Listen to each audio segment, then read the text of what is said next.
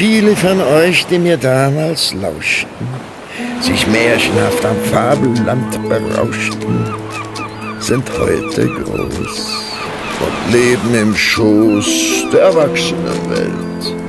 Und sie haben Kinder, die ihr junges Leben selber leben, gerne in die Ferne schweben.